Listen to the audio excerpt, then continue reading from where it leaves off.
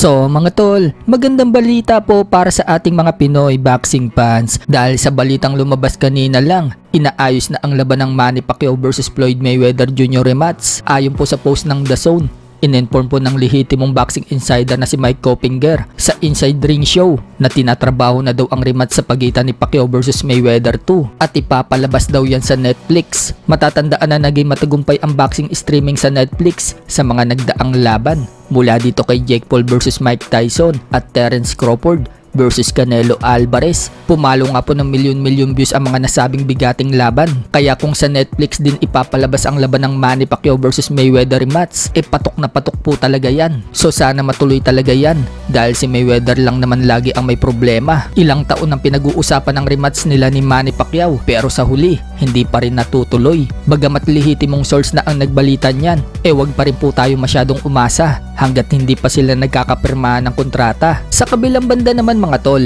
matatandaan na pinagharap na po ng promoter si Casimero at Nery sa itaas ng ring pagkatapos manalo ni Luis Nery sa Thai fighter na si Sataporn sa Art at pinaplano nga po na pagharapin na ang dalawa. Subalit nagsalita po itong si Luis Nery mga tol na hindi daw siya interesado na labanan si Casimero. Wala naman daw siyang mapapala kay Casimero. Kakausapin daw ni Nery ang promoter para ibigay daw ang tamang kalaban para sa kanya. So nagsalita na po si Casimero sa sinabi ni Luis Nery na hindi ito interesado na labanan siya. Sa live ni Casimero mga tol, may isang netizen ang nag-comment at sinabing hindi daw interesado sa kanya si Nery. Kaya sumagot po itong si Casimero at sinabing yung mga hindi daw interesado sa kanya, yun daw yung mga takot. Iharap daw sa kanya yung hindi takot, suntukan daw ng harap-harapan at walang takbuhan kahit magdamag pa daw yan. Yung hindi interesado sa akin, yung mga takot sa akin ha, harap nyo sa akin yung hindi takot, suntukan ng harap-harapan, walang takbuhan, puta kahit magdamag.